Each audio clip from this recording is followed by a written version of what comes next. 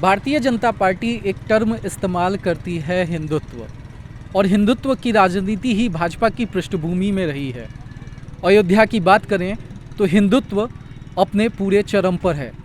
अयोध्या में राम मंदिर का निर्माण का रास्ता साफ हो चुका है। योगी आदित्यनाथ लगातार अयोध्या को लेके विशेष प्रयास करते रहते हैं। दीपावली पे आप उनके कार्यक्रमों को देख सकते हैं। अभी बीते वर्ष और उसके पहले अयोध्या में लगातार दीपोत्सव के वर्ल्ड रिकॉर्ड बनाए जा रहे थे। ऐसे में अयोध्या के वासी, जो अयोध्या के नागरिक हैं, वो क्या सोचते हैं, किस तरह मौजूदा सरकार को लेते हैं, आगामी चुनाव को लेकर उनका क्या सोचना है, किसे वो चुनना चाहते हैं, योगी आदित्यनाथ के प्रति उनकी कैसी भावना है, इस सब पे बातचीत करने के लिए हम आज अयोध्या में हैं। अयोध्या जो धार्मिक तौर पे महत्वपूर्ण है और उसके अतिरिक्त सियासी तौर पर भी काफ़ी ज़्यादा अहम है। तो हमारे साथ बने रहिए, हम लगातार लोगों से बातचीत करेंगे और समझेंगे कि आखिर उनका मूड, उनका मिजाज सियासत को लेके क्या है और वो किसे चुनना चाहते हैं। भैया क्या नाम है आपका?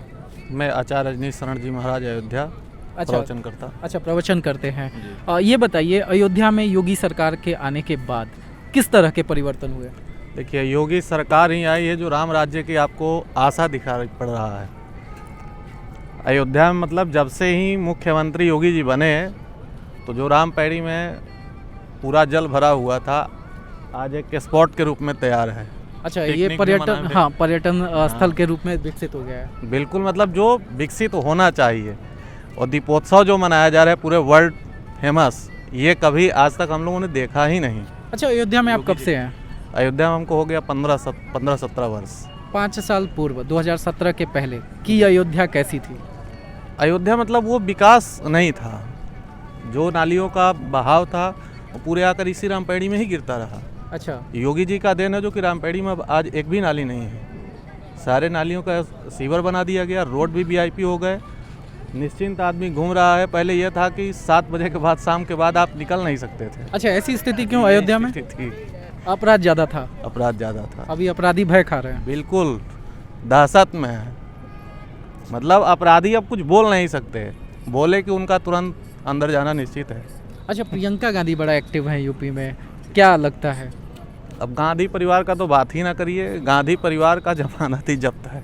अच्छा, गांधी परिवार का जमानत जब्त हो जाएगा, कह रही हैं 403 विधानसभा सीटें लड़ेंगी। विपक्ष में अगर देखा जाए तो विपक्ष में खड़ा होने के कांग्रेसी हैं, जो कि कांग्रेस का सुपड़ा साफ है। अब रहेगा तो बीजेपी, और हिंदुस्तान में हिंदू शासक अगर जो राजा चाहिए तो नरेंद्र मोदी में दिखाई दे रहा है। अच्छा, राजा मानते हैं आप उनको? बिल्कुल, भारतवर्ष का क्या, वो विश्व गुरु बनने के कगार पे खड़े हैं। जिस तरह से लॉकडाउन आया। अच्छा, लोकतांत्रिक देश में राजा का कॉन्सेप्ट मैं समझ नहीं पा रहा हूँ। देखिए, जो भी हमारे देश का चलाने वाला हो उसको हम राजा ही मानेंगे। अच्छा, राजा मानेंगे। अब हम लोग प्रजा, हम सब प्रजा हैं। सोचिए, नृपति जो नीति न जाना, रामचरितमानस की एक चौपाई है कि वह राजा सोचनीय है जो नीति को न जानता हो। अब मोदी जी पूरी नीति के जानकार हैं। लॉकडाउन में जिस स्तर से भयंकर स्थिति आई, ग्राफ भी, जीडीपी सब कुछ गिर जाना चाहिए था, लेकिन फिर भी उस बंदे ने अपना थाम लिया। दूसरे देश को वैक्सीन भी पहुंचाए, भारतवर्ष को सुरक्षित किए, और आज सभी सुरक्षा से घूम रहे हैं। अन्य देशों को देख लीजिए और अपने भारतवर्ष की स्थिति को देख लीजिए। फिर भी भारतवर्ष लग रहा है कि वास्तव में विश्वगुरु बनने के कगार पे है। जो अटल बिहारी ने कहा था कि हम विकासशील से विकसित बना देंगे, और नरेंद्र मोदी और 10 वर्ष रह जाएं तो विकसित निश्चित है कि भारत। मतलब नरेंद्र मोदी 10 साल और रह जाएं तो विकसित हो जाएगा। यूपी के बारे में बात करता हूँ, योगी जी के विषय में क्या कहना चाहेंगे? योगी जी के विषय में ये जानिए कि योगी जी हैं तो हिंदू सुरक्षित है। अच्छा, योगी जी हैं, हिंदू सुरक्षित है, उसके पहले सुरक्षित नहीं था? पहले सुरक्षित नहीं थे। किस तरह की दिक्कतें आती थी? दिक्कतें ये आती थी कि अगर हम लोग कहीं यज्ञ करने गए, कथा करने गए, और समय से, उनका समय है नमाज करने का, हमारा कार्यक्रम है कथा करने का, तो हारन बंद करा दिए जाते थे। अच्छा, ऐसी स्थिति वाकई में थी? हाँ, हमारे साथ घटना ये घट चुकी है, तब मैं कह रहा हूँ। और योगी जी हैं तो आराम से आदमी कार्यक्रम पास मिलता है, बिंदास कार्यक्रम करिए सुरक्षित से। अब तो सैनिटाइज की व्यवस्था की जाती है, और आराम से कार्यक्रम करिए, चले आइए, कोई नहीं बोलता है। और पहले डीएम एसडीएम कोई भी जाकर रुकवा देते थे। थोड़ा सा एप्लीकेशन पहुंचता था, हारन वहाँ का बंद कर दीजिए। अच्छा, मतलब हिंदू धार्मिक स्थलों के हॉर्न बंद हो जाते थे, मतलब लाउड स्पीकर बंद हो जाता था और अजान की नहीं बंद होती थी। नहीं होती थी। अच्छा। ये बिल्कुल सत्य है, हमारे साथ ये घटना घट चुकी है, तब मैं बता रहा अच्छा, हूँ। आपके साथ ये घटना घट चुकी है। खैर, ये बताइए 2022 के चुनाव में योगी सरकार के वापस आने के कितने प्रतिशत चांसेस हैं? देखिए, आने के लिए चांस आप मानिए तो 100 क्या 200% निश्चित है, क्योंकि अब मुस्लिम भी समझ रहे हैं कि वास्तव में यूपी को चलाने वाला जो शासक चाहिए वो योगी जी की तरह दिखाई दे रहा है। 3 तलाक को उन्होंने समाप्त कर दिया, सारा सिस्टम मतलब हिंदू मुस्लिम मिलाकर के जो चलने का समन्वय इनका है, ये बहुत सुंदर है। लेकिन मुसलमानों का लगातार आरोप रहा है कि योगी जी के शासन काल में उनका बड़ा शोषण हो रहा है, बड़ा उत्पीड़न हो रहा है। नहीं, ये तो गलत है। मुसलमानों का अगर मान लीजिए कोरोना को ही ले लीजिए, तो तबलीगी जमात की किस चीज़ से कोरोना पैराग्राफ अपना ऊपर उठा, फिर भी योगी जी ने कुछ नहीं कहा। कारण अच्छा, कि तबलीगी जमात ने कोरोना बढ़ाया था। कोरोना बढ़ाया था, 200 की 250 की 1200 कुछ ऐसे पकड़ में आए थे। अच्छा, ये जानकारी आपको कहाँ से मिली? ये न्यूज़ के माध्यम से, आप लोगों के माध्यम से ही सब कुछ प्राप्त हुआ अच्छा, था। न्यूज़ से ही पता चला। न्यूज़ से ही, क्योंकि एनी टाइम आदमी न्यूज़ देखता है। अच्छा, सभी वक्त न्यूज़ ही देखता है। हाँ, तो जो भी जानकारियाँ मिलती है न्यूज़ से मिलती है। हाँ, ये लोकतंत्र आपका जो हमने देखा, लोकतंत्र अपना मतलब उस पर सब्सक्राइबर भी हैं, अच्छा, तो उस पर आदमी जमात तबलीगी जमात जो था कोरोना बढ़ाया। लेकिन लोकतंत्र पे मैंने ऐसी कभी खबर ही नहीं चलाई। नहीं, न्यूज़ की जो मैं बात कर रहा हूँ, जी। सब्सक्राइबर हमारे पास मतलब तमाम ऐसे हैं जो सब्सक्राइब, और जब राम जन्मभूमि हुआ तो उस समय मतलब न्यूज़ 18 GTV सबसे हमारा संपर्क था। अच्छा अच्छा। तो न्यूज़ के माध्यम से ये पता चला कि तबलीगी जमात जो कोरोना बढ़ाया, फिर भी मुख्यमंत्री ऐसा था। चलिए, कोरोना को छोड़ दीजिए। अभी जैसे मतलब कोरोना की ही बात कर लेते हैं फिर से। कोरोना में आपने देखा होगा यूपी की हालत बहुत ख़राब थी, गंगा में लाशें उतर आ रही थी, जो स्वास्थ्य सेवाएं थी वो फेल हो गया था। अभी तीसरी लहर की भी आशंका है, और क्या लगता है कि तीसरी लहर में हालात काबू में रहेंगे? क्योंकि स्वास्थ्य सेवाओं पे सरकारें कह तो रही हैं कि हमने काम किया, लेकिन काम होता दिख नहीं रहा। देखिए, जहाँ तक गंगा में लाशों का जो बहाव दिख रहा था, वो ये है कि उसमें अब मुख्यमंत्री कहाँ कहाँ तक जाएंगे। भाई, हर एक व्यक्ति का विभाग हमने बांट दिया, अब वो विभागीय स्तर का कार्य है कि उन लोगों ने क्यों ऐसा किया, वो तो विभाग वाले ही बता पाएंगे। और जहाँ तक रही बात आपकी तीसरी लहर की, तो तीसरी लहर में वैक्सीनेशन इतना तेज़ चल रहा है कि जिस तरह से दूसरी लहर से आदमी निपट लिया, तीसरी लहर से भी निपट जाएंगे। अच्छा, आप अयोध्या में हैं, समाज के हर तबके से आपका संपर्क है, लगातार लोगों के यहाँ जाते भी हैं कथा प्रवचन करने। आपको क्या लगता है कि उत्तर प्रदेश 2022 में क्या योगी जी आ पाएंगे? मैं दूसरी बार यह सवाल पूछ रहा हूँ। देखिए, योगी जी की जो बात है, तो बीच में मतलब वर्ष पहले ये सूचना थी कि थोड़ा डैमेज चल रहा था, वो दुबे का कोई कांड था, नाम दिमाग में नहीं आ रहा है, विकास दुबे। उस समय थोड़ी बीजेपी सरकार लड़खड़ा रही थी, लेकिन बाद में जब देखा गया कि हाँ सरकार का कार्य अच्छा है, मेन फोकस है कि जो मतलब अत्याचार मचा रहे हों उनको समाप्त किया जाए, अपराधी जो भी हैं उनको दबाया जाए, और पूरी जनता स्वच्छ रूप से और स्वतंत्र घूमे, भ्रमण करे। योगी जी पे एक आरोप लगता रहता है कि वो जातिवाद करते हैं। वो ठाकुर हैं तो ठाकुरों को ठाकुर का वर्चस्व है, ब्राह्मणों का बड़ा शोषण हो रहा है, ब्राह्मण सपा के साथ जा रहा है। इस पे आपका क्या मानना है? देखिए, ब्राह्मण की जो बात है और ठाकुर, तो इसमें ब्राह्मण और ठाकुर योगी जी नहीं करते। अच्छा, ब्राह्मण ठाकुर नहीं करते। इस बात को जो कोई भी कहता है वो बेकार कह रहा है। वो एक संत और नाथ संप्रदाय से आते हैं, और संत का जो कार्य है कि संत हृदय नवनीत समाना। संत की कोई जाति नहीं होती और सबके लिए निर्मल भाव का है। सबका एक स्वरूप, वो बच्चा हो या बुजुर्ग हो, महिला हो या पुरुष हो, सबको एक भाव से प्रेम का जो भाव होना चाहिए वो संत में और योगी जी में वो दिखाई भी देता है।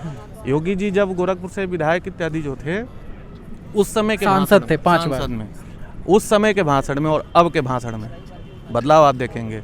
उस समय जो भी कहना था तो तुरंत तत्काल मुंह पे कह देते थे।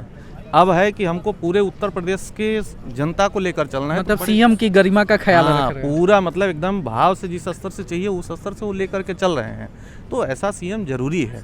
मैं गुजरात से हूँ, मेरा नाम रमन भाई लिम्बाचिया है, डिस्ट्रिक्ट बड़ौदा के हैं, और मैं अभी 5-7 दिनों से यहाँ यूपी में घूम रहा हूँ। अच्छा, 1 हफ्ते हो गए आपको? हफ्ता हो गया।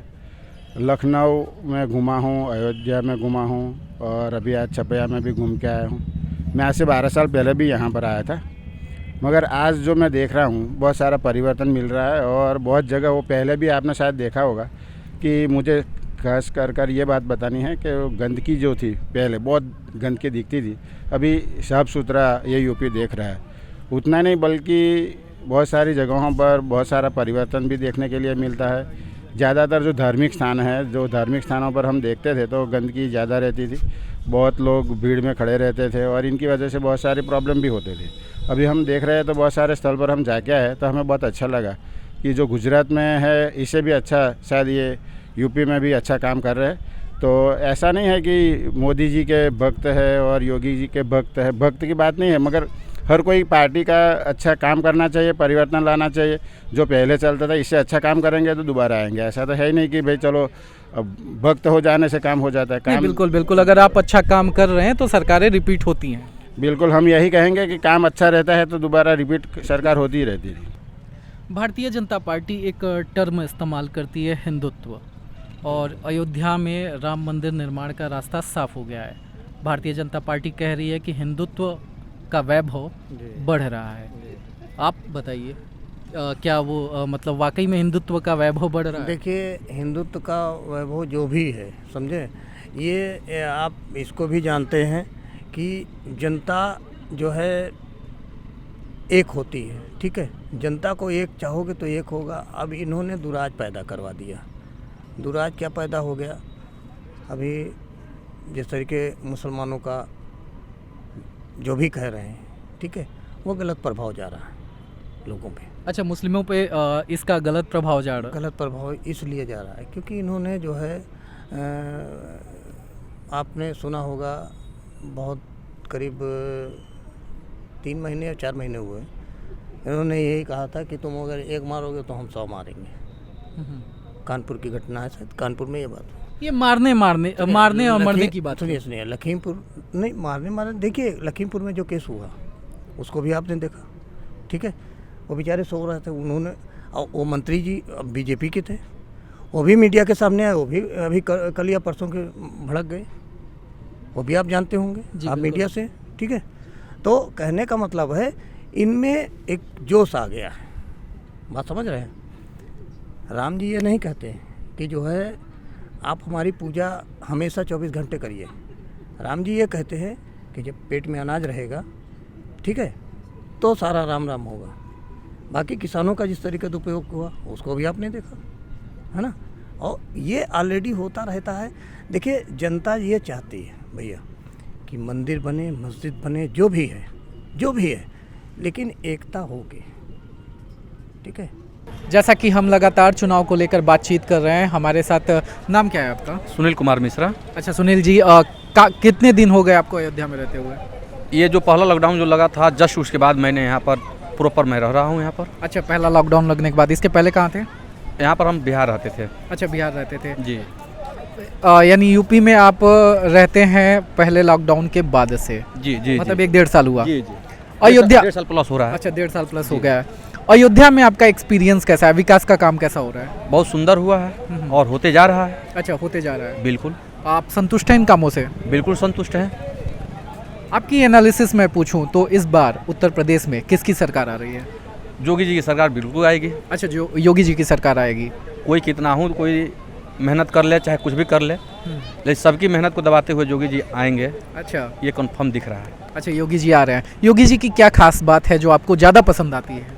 खास पसंद उनका यही है कि यहाँ पर लेडीज़ लोगों को छेड़छाड़ जो भी है उसमें बहुत सुरक्षा है, गरीबों पर ध्यान है।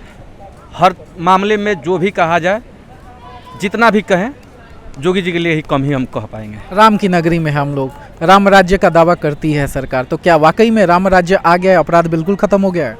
बिल्कुल ख़त्म होते जा रहा है। अच्छा, खत्म होते जा रहा है। बिल्कुल। भ्रष्टाचार पे बात करते हैं, भ्रष्टाचार है या नहीं? भ्रष्टाचार पहले से बहुत अच्छा इस समय हाँ, ख़त्म होते जा रहा है। अच्छा, खत्म होते जा रहा है। और नौकरी रोजगार?